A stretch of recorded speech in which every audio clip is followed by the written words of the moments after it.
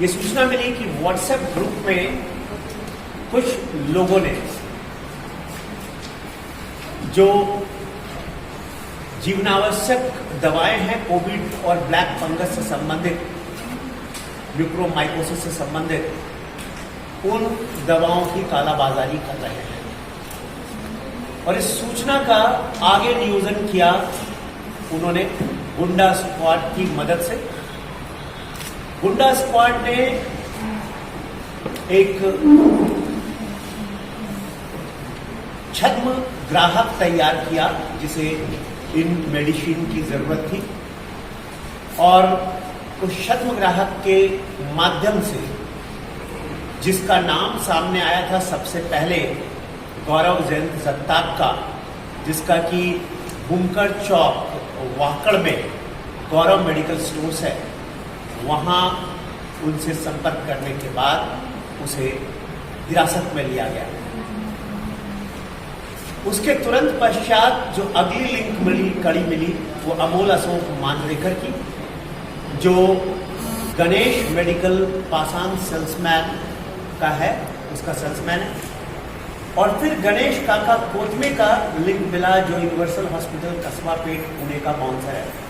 और अगली कड़ी महत्वपूर्ण थी ममता देवराव जी जड़ित का, जिसके मित्र के माध्यम से उसको ये मेडिसिन के इंजेक्शंस मिलते थे और वो इसे अतिरिक्त कमीशन लेकर बेचती थी। इस तरह से इनमें से सभी लोगों को इस माध्यम से कमीशन मिल जाता था, और 7,814 रुपये की प्रकाशित कीमत के ऊपर असल में जो कीमत ली जाती थी वो 21,000 रुपये ली जाती थी।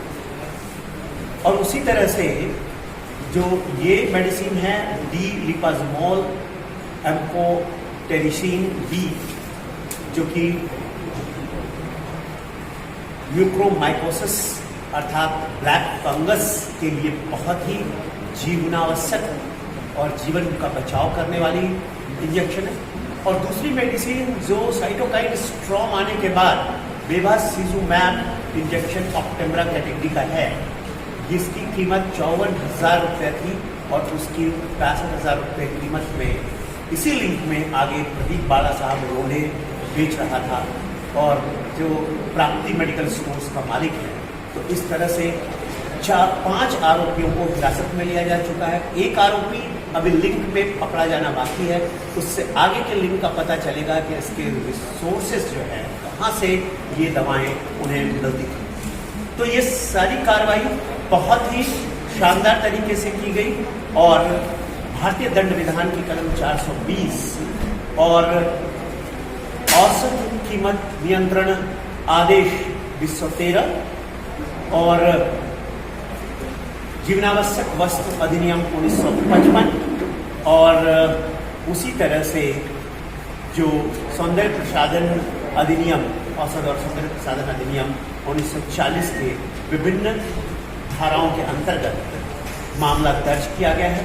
4 दिन का पीसीआर लिया गया है, पुलिस कस्टडी रिमांड ली गई है, और अब पुलिस हिरासत में आगे